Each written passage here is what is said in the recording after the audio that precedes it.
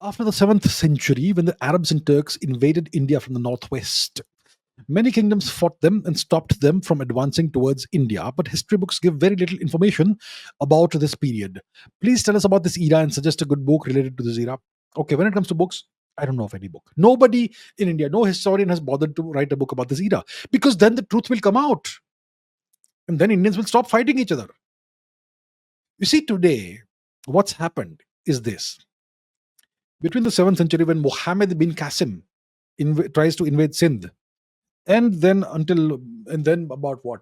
When does Babur and all these individuals come to India? That's many centuries later. When Babur came to India, India was still not under complete Turkic occupation. Even North India was not completely under Turkic occupation. You still had a lot of resistance. So let's quickly Google this. I forget dates. Okay, so Google it. When did Babur invade India? 1505. So 7th century. When did bin Qasim?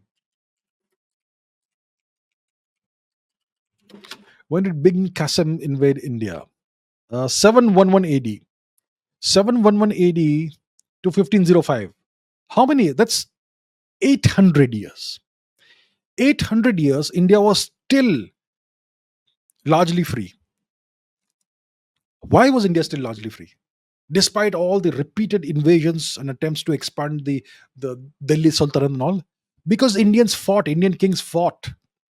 But this entire period of history is whitewashed away from Indian history textbooks. Why?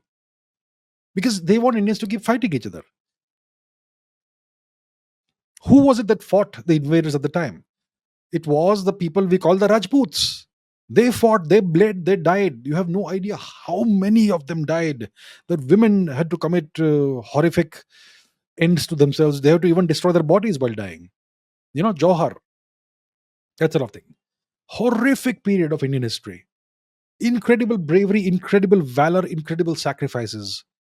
But no historian writes about this.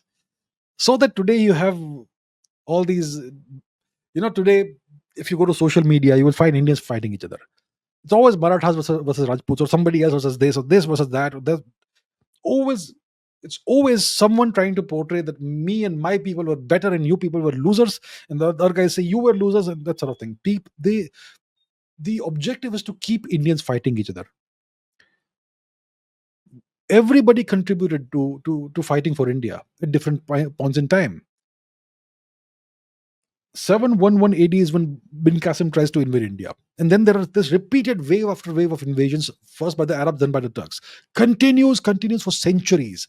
8 centuries go, the Mughals then arrive in India, Babur. And they establish a small foothold in India. And then it takes another couple of centuries until Aurangzeb kind of, creates this huge kingdom, which includes much of India. 8 centuries, who fought? If nobody fought, then how did the Turks not conquer the whole of India by that time? It was the Rajputs who fought. The Rajputs, their resistance was tremendous. Their bravery and their sacrifice was tremendous, but history books will give you very little information about this so that Indians can keep fighting each other. Indians don't know the contributions of those who fought for India. That's the point. My point is not to say that so and so is great and so is not great or whatever. Everybody fought for India at different points in time.